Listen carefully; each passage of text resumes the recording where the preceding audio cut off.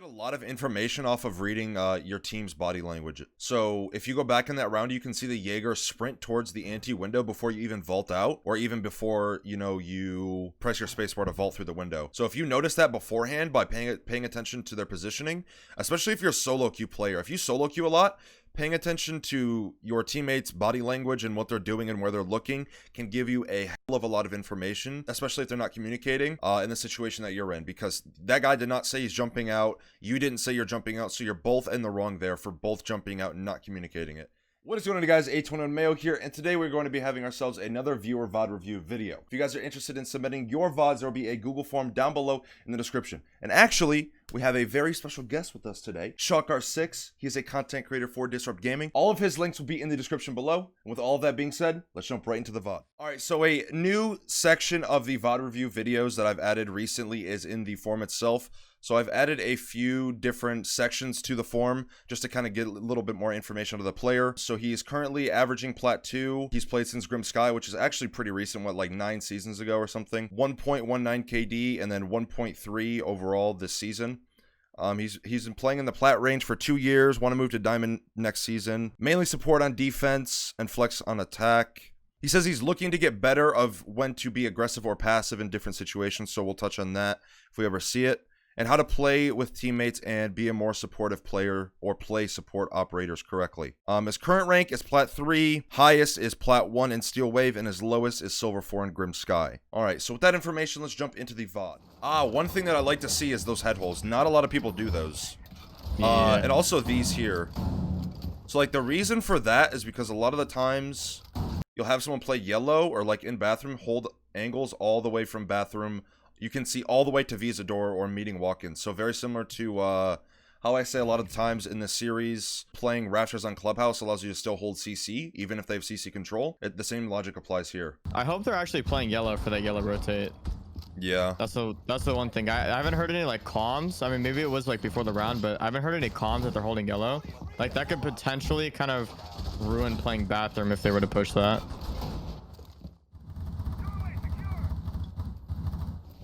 I mean, right now that I'm seeing, I think you really need to just like sit still. You're exposing yourself to the skylight a lot, running back and forth.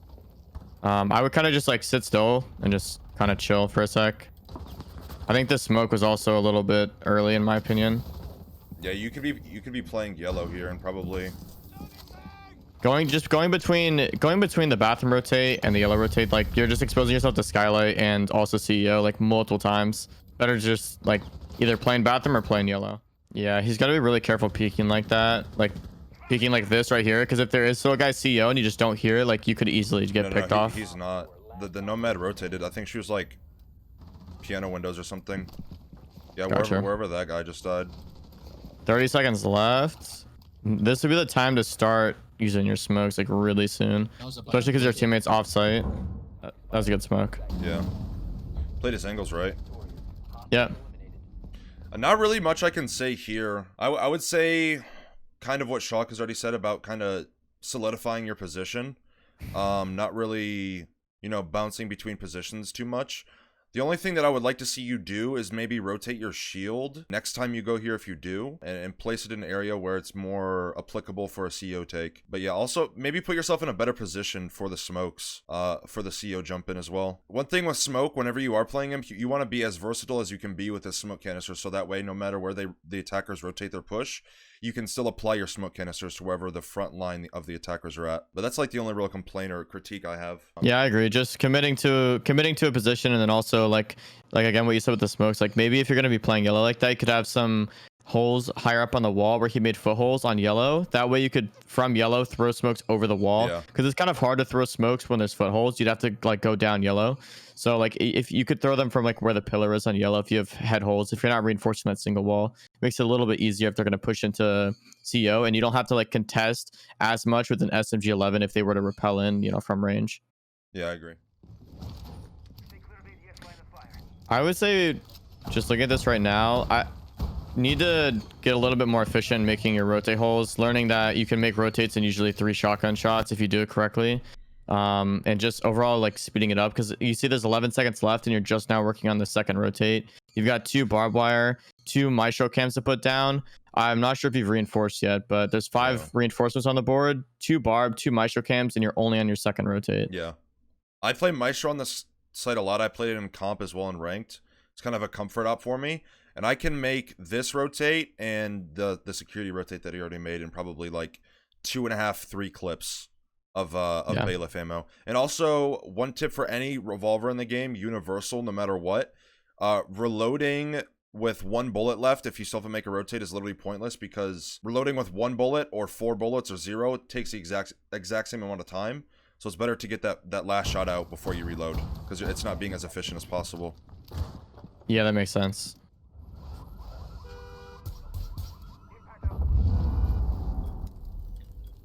I like to play with the maestro cams right now. Just kind of like poke at their feet. It's not doing much damage. It's just kind of an annoyance. His teammates are going ballistic on the roam. True. So his teammate peeked black car. The only thing I would really say here so far, I mean, this is pretty much like a round win, 3v1. Yeah. But I would like to see you pushed up front line a little bit more. So either yellow pillar is kind of not that great of a position to play, but maybe even pipes or back white. Just so that way, if the attackers do rush in front white van, you can still contest it, because not a lot of the times, but some of the time you might see attackers, rush in front white and then go side white, or go in between the black and white car, or wherever they go. But just so you have a little bit more. What's that? I'd even try to play on the kitchen by the rotate. Oftentimes there's enough reinforcements to reinforce the wall next to it. You could play on that and then peek the rotate and like looking to side white and all that. Yeah, I would just like to see you pushed up a little bit more front line. But that kind of falls under positioning. But right now, I really don't have that many complaints. Like, you're playing most situations fairly well. It's just minor things that could get you killed, or more or less like us nitpicking. But so far, not really too much to say. I think everything he did that round was what he needed to do, besides maybe positioning, as you said. But I think like the only thing I could really critique there was mainly just like speeding up the setup. The setup has got to be sped up there, because like Mayo said, if you're reinforcing those barricades in the back late, or putting your barb there late, someone drops that visa hats, you're dead. If they're on yellow holding it and you were to go to place your barb, you're dead. Reinforcers were going up late if they were to rush. So I'd say overall, just like speeding up the setup is the primary thing to work on for that. Yeah, I agree. Ooh, I want to talk about your operator selection here right quick. So Ella and Malusi are the only 2 operators banned, and I didn't realize that Mira was up, and you guys are going lobby right now. Mira bathroom. Mira's an extremely viable operator for lobby. Like, playing lobby alone as a defender, if the attackers have half of a brain, it becomes very difficult. You either have to hold below, above vertically, or you have to hold horizontally. Those are really your only 3 options. You do have the pulse and the mute, so that would apply to holding below, nitroing through the hatches or the soft floors in piano. And I'm assuming your team doesn't have enough coordination to hold above.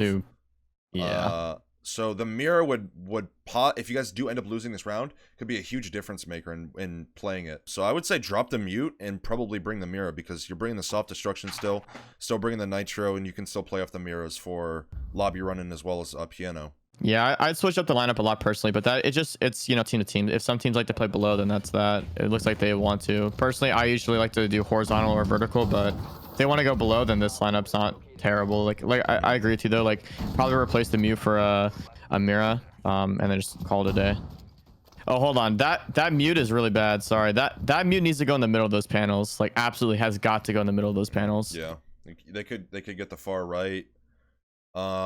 I could see why you would maybe put it a little bit more to the left for the anti-repel.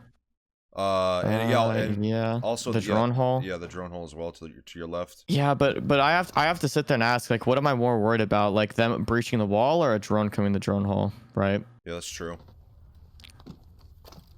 All right, this mute jammer, you can actually place a mute jammer in this corner right here, and then open the hatch, if that's what you're wanting to do. You can place a mute jammer right here in this corner. It'll not only get most of this wall, if not all of it, it'll also get the left wall here, and also you have the ability to open the hatch as well. So just a little piece of information for anyone who doesn't know about that spot. I would reinforce this wall here, just because the fact that you don't have a mirror or a shield. A lot of the times, if you do have a shield, you'll see it place somewhere an anti-close piano door, shotgun this wall out right in front of you, or place a mirror on this wall. But since you don't have either, reinforcing the wall is probably your best bet. Just to play close on the door, you know, just be ready, being ready for the attackers going for circle desk plant. It's a lot of people in bathroom right now. It's kind of worrying me. It looks like everyone's like seeing, oh my god, we're all in bathroom. Everyone's like trying to run around and figure out where to go. All right, one thing that I'm noticing about you, like every single round, this is something that I try to kind of wait on as like an overall analysis on the player, but one thing that I'm noticing you do is your face checking a lot. And if you guys don't know what face checking is or dry peeking, it's when you rely on your operator or your perspective to give you the information instead of using default cams like in circle or jungle or the one in Visa or the one in cafe below you. Like you can get a lot of information off of audio visual cues by not even seeing the operators, the attackers rather. So you're face checking a lot, making that rely on yourself to give you information. Like you completely wide swung into antechamber with antechamber window being open behind you and also the main door open. So you need to make sure that you're not doing this because this could very easily get you killed. Yeah, and something to add on to that actually is like you don't know, like your team's not playing vertical, so you don't know if they've already opened the hatch. And like where you're standing, I'm pretty sure they can see your feet. And if you like move up just a little bit, they can definitely see you. So like I definitely agree with Mayo. At least just checking to see if the spiral cam or the main lobby cam is up would definitely help a lot, because those audio cues and like visual cues on the main lobby is gonna tell you a lot. One behind this lane, down, one outside, holding the window on that spot. I wouldn't went from spiral personally, because you've already got your teammate here. Oh, that's a nice shot. Nope. No. Oh, you both ran out. Yes. He's on the other side of the half wall. Why would he be on the left side? Yeah, but I can't ping him, can I? No, I'm just saying. There was one close circle door and there was one behind the half wall. Yeah, so I dude, the main thing I take away from that is like you got to be paying attention to your teammates' positioning. It goes back to what I said earlier in the rounds where you had everybody in bathroom scrambling for somewhere to be. You've really got to pay attention to where your teammates are positioned and what they're doing. So like when I said before you jumped out the window, I would have went spiral. It's because your teammate's pushing anti, and if you were to go spiral, you have a great crossfire, and that person now has to look at two different angles. Like immediately there you have a great advantage, and then like of course you both jumped out the window, so I think it's like paying attention to your teammates positioning is really important. Yeah, and to add on to that, kind of going off the positioning but kind of going a little bit more in depth, is you can get a lot of information off of reading your team's body language.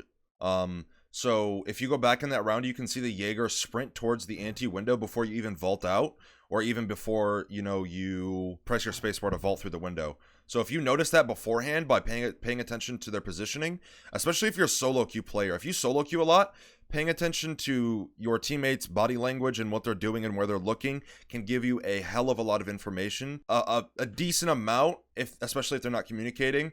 In the situation that you're in, because that guy did not say he's jumping out, you didn't say you're jumping out, so you're both in the wrong there for both jumping out and not communicating it.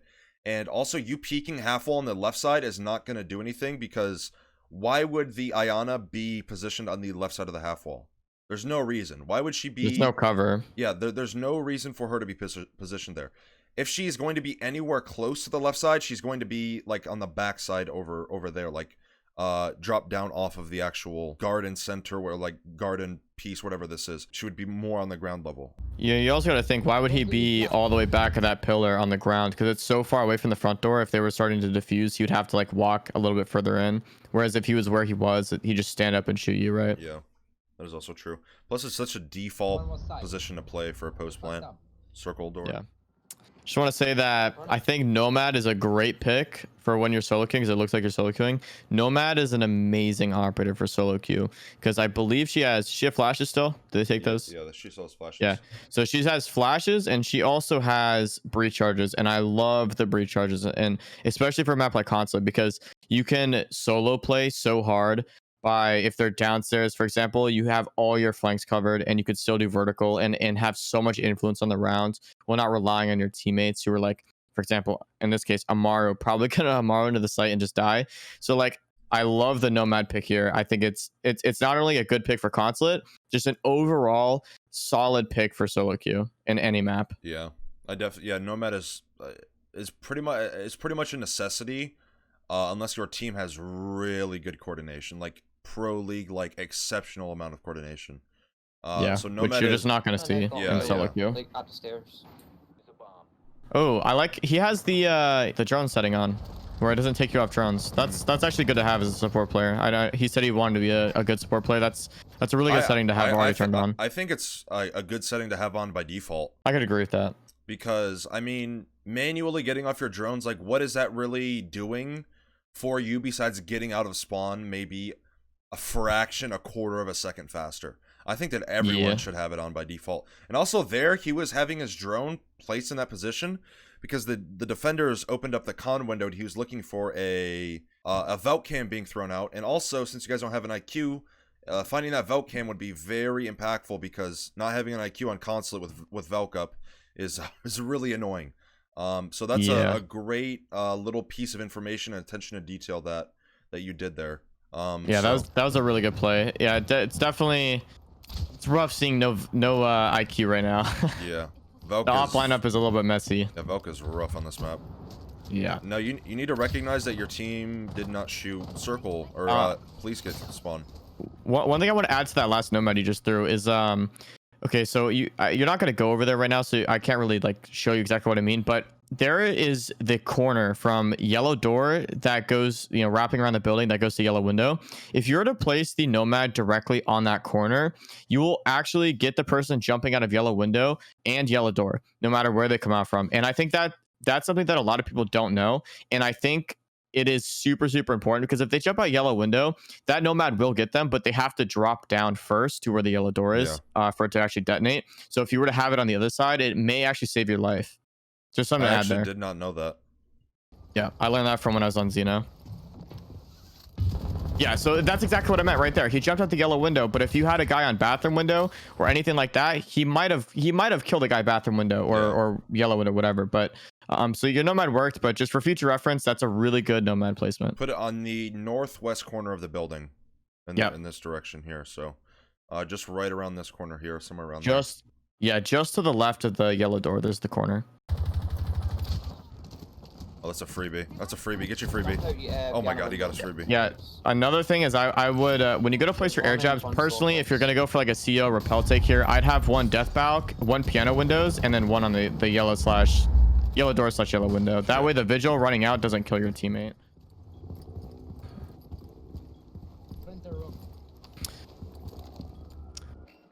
Just to add something really quickly, I think you should have droned. Like I think you should have opened the windows and then droned first because you're kind of peeking into no information. You don't really know where anything is. So I would have droned first. I mean, you did throw the drone, but like after you peeked for a few seconds. Also on CEO repel, you don't always want to open up both of the windows because you might need to play a position where you need to play on one of the windows that you didn't open. So if you open both of them, it might limit your possibility of positioning on the repel.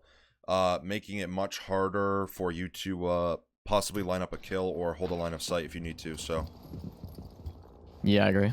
Opening up both windows at the beginning of the round usually isn't the best bet. There's kind of repelling in. I would have thrown your flashes somewhere before repelling in. I would have probably thrown them con since your teammate's already top yellow, so yeah.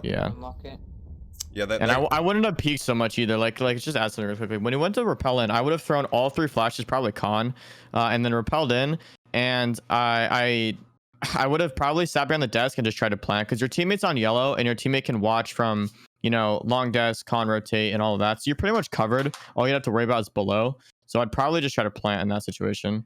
Yeah. Also, I already mentioned this when you were playing mute circle desk. You're face checking a lot. Face checking usually leaves you to exposing yourself to a lot of angles, which you just did, resulting in you dying from someone playing meeting or connector. Either way, your face checking resulting in exposing yourself to a lot of different angles. So you really have to try to beat this habit, because I used to do it. I'm sure a lot of other people who play Siege did it as well. Face checking is a horrible habit to have. It's only important to know how to do it when you have to do it. Because if you do it and rely on it, then, droning is not going to be a strong skill set for you by that point, because now you put all that time into a face checking. Droning is just as much of a skill as anything in this game. Very and, true. And your team. Good thing your teammate clutched yeah, your up. teammate's nasty with it. Yeah. But yeah, definitely my biggest takeaway is maybe review a situation before going into the situation, because right there you pretty much like no brain repelled into CO. I understand why you would want to do it in support of your teammate, but if he's kind of cooling it on yellow, again, this goes back to body language. You can get a lot of information besides, you can get a lot of information out of a situation besides, you know, a teammate calling it out. If you don't hear two different gunfires, in this instance, it would be the Zofia and whoever else is alive on the defense. If you don't hear them, you know, mag dumping each other, then what do you think that means? That means that they're probably not in, your teammate is probably not in direct gunfire at this current moment. So you can still take a moment, take a breather, assess the situation, and then figure out how you want to tackle it. But yeah, just kind of slow down a little bit and then work on that face checking as well. Yeah, I'm not sure how much time there was left in the round, but I think it was like at least more than 30-45 seconds, if I remember correctly. Yeah, so in that situation, I believe you had a drone left. So I think the play of repelling in wasn't bad, but I think the way you went about it was bad. I think repelling in that situation isn't a bad idea, but next time I would have flashbanged for sure. Maybe like you have Nomad with the AK, and you have so much ammo. You could just shoot if you're worried about hearing them repel in. If you ever watch Pengu, he does that to cover the repel sounds. Really good strat for that. But yeah, I would have just used your utility. Droned a little bit, seen where they were. You could have targeted your flashbangs based off that, repelled in, and then, you know, just try to plant from there, I guess, and just kind of wait for your teammate to hold the cross like he did. Burning this Aruni is not going to do absolutely anything. It's a waste of utility.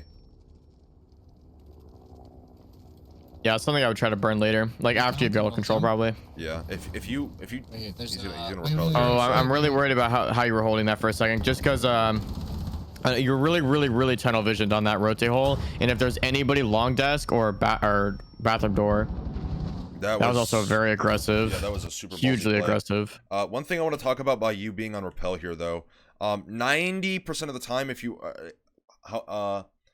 a good repel player, 90% of the time you should be on upside down repel, especially in this instance where you have both of the benches windows right below you. You are automatically putting yourself at a disadvantage by having the windows below you, and let's say for example the defenders prep the windows and then they jump out, right? You are automatically putting yourself at a disadvantage. You should be expecting, no matter what, if you have Nomad, if you have gridlock, if you have a claymore, if you have someone holding the angle, you should always expect someone to jump out on you, so that way if someone does, you're expecting it and you know how to deal with the situation if the situation comes up. So you need to be using the upside down repel to your advantage as much as you can. The only time you really shouldn't be doing it is whenever the defenders are pre-firing you on the window and they know that you're upside down, because then it's pretty much it makes it more likely that they're going to win the gunfight because they're pre-firing where you are and stuff like that. So just change up your angles a little bit. Same way you do it horizontally, do it vertically on repel. Yeah, and just to add to what Maya was saying about invert repel, like when you went a little bit right to where you are now to like hold an angle on the rotate hole, you were exposing pretty much your entire body to the bathroom door and some of long desk. So like you got to be really careful, because if anybody was trying to support the Aruni there by helping, you know, her not have you repel in, you could have immediately got smoked just by trying to hold a better angle. So invert repel, you would have had, you know, I don't, it just, you could have had the same angle by exposing less of your body, like 95% of your body. And also someone could have wall banged the bathroom wall from Baguette and killed you as well. Like they obviously hear you on a repel, or else they would be running through the bathroom rotate. So it's important that you kind of understand the situation. Understand your positioning. Understand. I think positioning is the biggest thing to go over here. This is super ballsy, though. This is really bad. The thing I'll say about this is like, listen, you could have held an angle on the door and you see your teammates literally seconds after you kill this guy running up the yellow stairs. That guy was dead. I would have flashed it just as you did. He's blind for at least the next 5 to 6 seconds probably, and you could hold his door all the while your teammates are running up yellow to kill him, instead of you with the bomb risking your life repelling in. Because like this wall you're shooting at right now, for example, what if what you're shooting had a hole in it and they were watching you from connector? Like you were going to be dead before you even got in there. And there goes anything. Yeah, there goes bomb, there goes your life, and like that could easily cost the round right there. So just like flash like you did and then hold the angle on the door. and just let your teammates, who your entry fraggers, Sophie and Sledge, rush up the stairs and kill him. One thing I do want to add on to kind of this whole situation that you were just in. Also, burning the Aruni trap was not only a waste of a flashbang, but it could have been used to your advantage, because when a defender walks in the proximity of an Aruni gate, it disables it. So, kind of under the situation that you're in now, your teammate is running up yellow, so this guy would either have to kill your teammate on yellow, or he would be forced to go baguette or bathroom rotate. So if he decides to go to bathroom rotate and he deactivates the Aruni trap, then that means it's a pre-fire kill. Like, it's pretty much a freebie. So it's also a signal to your teammates, like, hey, I heard the Aruni, like, go. You know what I mean? Yeah. Like, it's pretty much free information is what we're trying to get across. So yep. Not only is it free information, but it's also pretty much waste of a flashbang. Agreed.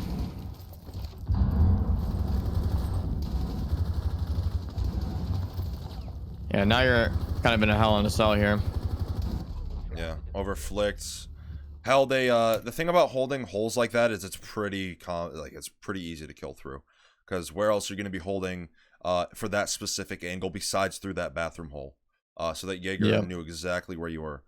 Taking that gunfight isn't needed at all, because not only did you just have man advantage, but you also just took yellow and bathroom control, which is a huge advantage for you and your team. You still had a drone in your pocket that you could have used, gathered intel, figured out where people are. You might have the smokes on Iana, so you had a lot of different possibilities, and you dying kind of put your team in a sticky situation. Because now they've got to go into that same angle you died from to get the bomb now. Yeah. So what I would have done instead is I would have tried to go to where you killed Aruni, sort of in that stall, and you could sort of hold the rotate between like long desk into like the baguette area and also connector to an extent by just holding that, and it's a lot safer. You can't be shot from meeting or anything like that. Yeah, I would have droned out baguette, con, CO if all that's clear. Go outside yellow door, jump out the bathroom window, rotate CO windows, have your teammates hold long cross and con. And then you can plant. I know that's kind of advanced for the situation that you're in, but you still have a mic, you still have teammates that are communicating a little bit, so the possibility is still there, but it's unlikely. So it's always good to just communicate the information, no matter if your teammates are communicating back or not, just so that way you and your team have a better understanding of what you're trying to do during a round. But you could have definitely played that situation a lot better. This kind of goes back, you're very blood hungry. You want to take gunfights. You need to think about a situation before you want to go into the situation. Yeah, I agree with that. I mean, you as the thermite player, as a support player, should not be kill hungry. So like even like as soon as you're repelled in and kill Aruni, you're safe, covered by 2 reinforcements, and you have teammates on yellow, so you're probably not going to get pushed in a bathroom like that. I would have hopped on a drone, figured out where people are, and then did what Mayo said and just hop out the window and then go repel CO and try to get in through there. Yeah. And get a plant down. Yeah, like you have 2 nades, 2 Zofia stuns, maybe even 4 nades on Iana or smokes. So you can throw nades in areas, keep the defenders out of there. I think the fuse time on nades is 4 or 5 seconds, right? So that's plenty of time for you to repel into an area, and then your teammates can take baguette control, hold the long cross, so that way you don't get shot from long desk while you're trying to repel into CO. Yeah, I agree. I was saying it couldn't be in the palm trees looking at earlier. Yeah. Okay, hold on. Yo, listen up, man. If you're going to repel here, don't shoot open the run out and then repel. Just repel, because what you've just done is shoot open the front door, and like there very well could be no one there, but imagine there's a guy just there. You opened it, he hears the repel, he runs out, right? Yeah, that is just be careful there. I did not pick up on that.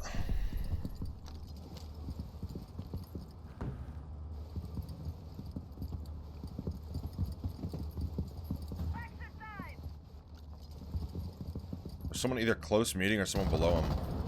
Yep. Below. It's below. And see, now what I was talking about before is if he committed coming to that, into you're effect. Dead. Yeah, if he really committed, you were 100% dead. See, you have good movement, so you have the dedication in the game, but you need to put that dedication into something else. Because you don't have, like, bad movement, like, or bad aim or anything. If you had good decision making with the movement aim you already had, you would be a great player. Yeah, I could agree with that. Wait. They're downstairs? Hold on, I didn't... Didn't even pick up on that. Wait, I thought they why were as you? well. Yeah, why were you repelled if they're downstairs? You should be immediately trying. Like, if your goal is to push, like, here's the thing. Like, repelling up there is fine, but if like someone else is to do that, if you're trying to do like a very top to bottom clear, you got to have other people doing that. You need to be droning as the hard breach. But if your main goal is just to take main lobby and piano, then like just drone main lobby piano and take it. Yeah, another thing about if someone was upstairs, which I think they were, I think the Velt killed someone upstairs, the Ash of the Twitch. In a 2v4 situation, or I guess a 2v3 like this, but when you were repelled, it was a 2v4. But anyways, in that situation, now you have a 2v3 on site. Or actually a 2v2. If someone's upstairs, you know the Legion's in circle desk by him running out the main door. You now have a 2v2 instead of it being a 2v4. If you kill those two people, you and your Zofia, then you know now the attackers or the defenders, sorry, have to come to you instead of roam clearing, trying to kill these people. Like, you need to take advantage of those small little things. Because it like a 2v2 is dead. Like, anyone can agree, a 2v2 is much better than a 2v4. I like what you did there though with the breaching charge. Having Hibana or breaching charges on Hibana is kind of weird. It's a very odd secondary piece of utility, especially with kind of how the flashes and burn utility is being moved around, but nonetheless. Gotta pay attention when you're Hibaning though, because you kind of just did it really quick and you had to use 8 pellets when you could only have used 4. Also, like, I agree with you with the breach charges, but for a map like this, when the team doesn't have much coordination, like the breach charges could get him like free kills. Like right now, I'd be opening side white, back white, or whatever pipes. Yeah, that makes sense. In certain situations, it can be good. Yeah, see, like if you had listen now if you use those breach charges and you were utilizing your utility, you could have opened up behind white and side white. And now that guy peeking you from back white wouldn't have even killed you, right? Or I mean, maybe he would still be playing it, but you probably would have like pushed him out of that position, back in the kitchen, or somewhere where he was more safe. Yeah, one thing that also a lot of Siege players don't do, I don't know why they don't do this, and I think I'm guilty of it as well. Placing, placeable utility, like not necessarily passive, but utility that you have to activate, and then rotating to a different position and then activating it, forcing a defender or an attacker out of a position, like a fuse cluster charge, for example. Like, you can place a fuse charge on the floor, go play a hatch or another vertical hole, detonate that charge, and then catch anyone who's running away from it. You could have done the same thing with your breaching charges there and then going to the hatch. It also would have masked the sound of you crouch walking up to the hatch, and it would have distracted the Cade, possibly giving you a free kill. Yeah, I agree. So kind of, again, like decision making, and kind of think about what you want to do before you want to do it is the biggest thing that I can, like, the easiest way I can simplify what I'm trying to get across here. Yeah, I agree with Mayo, and also just like, it's just something I've noticed, and I'm nitpicking, but it's just something I've noticed throughout watching the clips, the rounds, is that you're not using all of your utility. You've got 2 drones in the pocket. There's you had 2 breach charges left this round, whatever it may be. It's not every round, but there are some rounds where you've got some utility, like really useful utility in your pocket that may, severely influence the round. So just like make sure like Mayo said, you have a plan and you think about what that is before you actually go and do it. And make sure you're incorporating into your plan all of your utility to, make the best outcome. Yeah. Also, like, you just face checked bottom yellow stairs before you peek the hatch. Right around here, I think it was. Like, see, you could have droned this. You have a drone on person here. You have a drone right here. Yeah. And that's what I mean by using utility. Yeah, like you are you're making these mistakes, yet the enemies aren't in the position capitalizing. Yeah, in the position to capitalize on it. It's like this Valkyrie, if she was alive still, she could be walking down yellow stairs, and guess what? Now she's pre-aiming this area. It's a very broad area, but it's a lot easier pre-aiming an area like this and adjusting than you pre-aiming down yellow stairs and then adjusting up. That's a very difficult shot to hit. So just these little things that that we're seeing, and like that's what happens with a lot of, I guess, high tier players, like quotations high tier. They make mistakes, but it's not to the extent that like a silver player would make, or a copper player, like these no brain mistakes, because they play the game a lot, they have the experience. At that point, you need to kind of micro what's the word I'm looking for? Like micromanage. Yeah, micromanage you know, yourself as a player, because once you get to a certain point, it's about trying to achieve. Who makes the less mistakes? Yeah, In my opinion. trying to achieve perfection. You're never gonna be perfect, but it's always end goal, no matter what, number one goal to be a perfect player. Even though it'll never happen, you should always make it a goal in your mind to be a perfect player, because that'll give you something to work towards. And that's what I'm seeing here. Is like these small little things that the enemies aren't capitalizing on, but they're making mistakes, so it makes it seem like you're okay with doing these things because nobody is making you feel those mistakes, I guess, in a way. So yeah, like just very small things, but can have a huge impact on how a round could play out. Yeah, I agree. It's definitely something that I learned when I was playing comp on Xeno against like pro teams. Is like when you get to like those levels and you get to a high enough level, the game like Siege becomes more about who makes the least amount of mistakes. That's who wins. Like that's the team that wins. And in this instance, you're making mistakes, but the other team's mistake is not capitalizing on your mistakes. So in this instance, like Mayo said, you face check yellow and there's no one to punish you for face checking yellow. So you know, it's just about like in right now in this game, from what I'm seeing, you aren't being punished for the mistakes you're making, so you're not recognizing them as mistakes. But hopefully, like, you know, this video helps and can improve upon some of those things. This was like unsaid coordination. I didn't even hear a call out like, hey, let's rush. It's just oh wow. Okay, a TK and a refrag. So Ash picking up her frags. This is probably one of the worst case scenarios, because not only is it already a 4v5, but also you TK'd, but you still got the refrags. So no matter what, you're still in a 2v4. Yeah, although I will say, to be optimistic about this, there's no barb in that hallway. The door's barricaded, so they can't really watch your come up on it. So like that's a potential like avenue to push up. Okay, now it's a 2v3. Ash is still pushed up. So this is Oh wow. Okay, so that's the guy's security, so you don't need to worry about him. He's in cafe now. Don't pop that mirror. He's putting the mirror down in security. I would have wall banged. Yeah, he's also reinforcing. Wait, what? Okay, no. All right, you are in such a power position here. No, you should not be leaving this position. Yeah, you 3 nomads. Yeah, you have 3 nomads. You have a 3 mirror, flashes, like, and a drone. Yeah, like you should play up this mirror. Like you have 2 minutes left. You're in sight, so gaining map control is no issue here. You should try to see in a position like this, especially a clutch situation. If you have a lot of time like this, like a minute 30, 2 minutes, a minute left, and it's a 1v2, 1v2 is very winnable by itself. But the fact that you also have a mirror window and 2 minutes, you should be positioning yourself for the defenders to rotate, reposition, so that way they make a mistake. Yeah, I will say I do like his rotate here though. Like you said, you shouldn't think he should rotate. I think that rotating is fine, but I do think he should have gotten intel first. Relax a bit, held the mirror, looked through the mirror for like 10 seconds, 15 seconds, just seeing what he could see.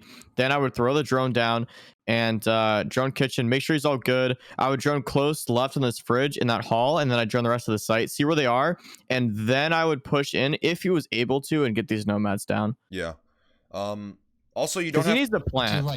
Yeah. One to your right, hold. Right. There's one's above. Yeah, you have a 1v1 site right now. You need to be taking advantage of this. Close cafeteria door. The other one's rotate hole, and then... Is he rotate hole? He dropped hatch, I think. He's close, okay. That nomad's gone now. He's backing off. He's going to get Garrett. He's under the cafeteria door, under the default cam. Going back to hallway. One in yellow. One is... Well, that was a scary sprint. That was a nice shot. Chill. Yeah. You win these. There's 2 air jabs on. I would just not peek at all. Don't peek. Yeah. He can't come in. He has to come from security. The security's barricaded as well, so you have audio key there. Yeah. This is I like where he's at. I don't actually know how he got in. The flash was good. Good job. Yeah, that was good. That was a good clutch. Again, nitpicking, like, we're just gonna nitpick for the most part, like, just decision making there a little bit.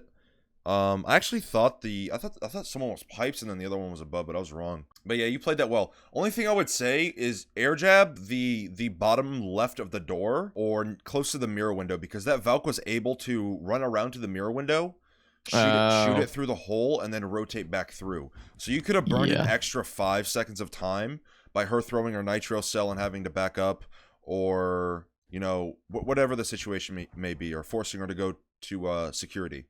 But yeah, you played the situation overall really well. Now I do want to point out one thing though. The same way you're killing the enemy and you're winning these situations is exactly what we mean by the enemy not capitalizing on the mistakes that you make. You are capitalizing on their mistakes and hitting nice shots. They should be doing the same thing to you. So that is what we mean.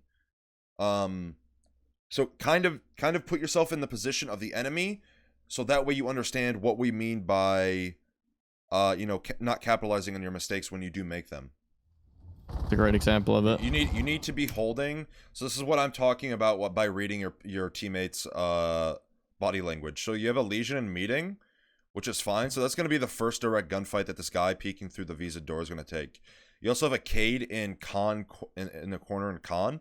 I don't believe he's holding that angle, but if this Legion dies or if he hears the gunfight start, then the Cade is most likely going to swing. So where should that leave you? That should leave you holding long desk, because you are the only person able to hold this area. Maybe the Cade is holding a cross long desk through the meeting wall, but he does not have the amount of mobility and angles that you do by playing Baguette, which, by the way, this area here where you're playing, where the kind of island desk I guess is called Baguette, or at least most people call it Baguette. But yeah, you need to be reading body language here by your teammates. Super important thing to do, especially for solo queue. One long desk question.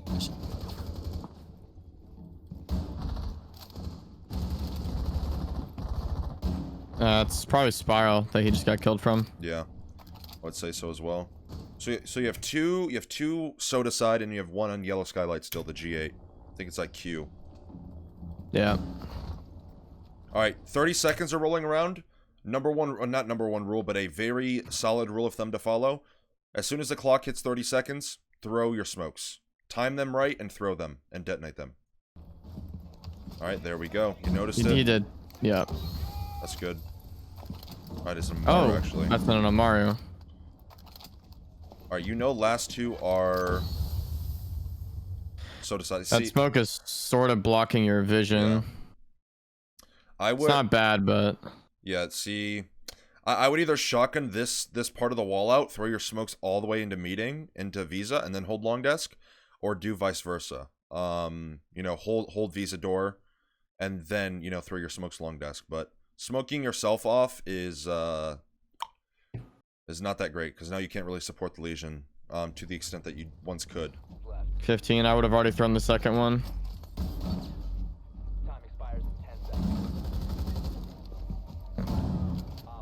Pulling out the shotgun was good. Yeah, that was a good decision. Yeah, see, the only thing is, like, I've seen you do this twice now, is you pocket the last smoke when there's like less than 15 seconds left. I think you did it when you were this site, like the first time we saw it, if I remember correctly. It's like all three of those smokes are so important, whether you're like denying a line of sight, you're just doing damage, preventing them from pushing, you know, one avenue and pushing a different one, whatever it may be. They're so valuable, and to not be using all three, especially when they're as potent as they are with like 15 seconds left, is like a really bad move as a smoke player. Like, when there's 30 seconds left, you know, when the round ends, all three of those smokes should be gone.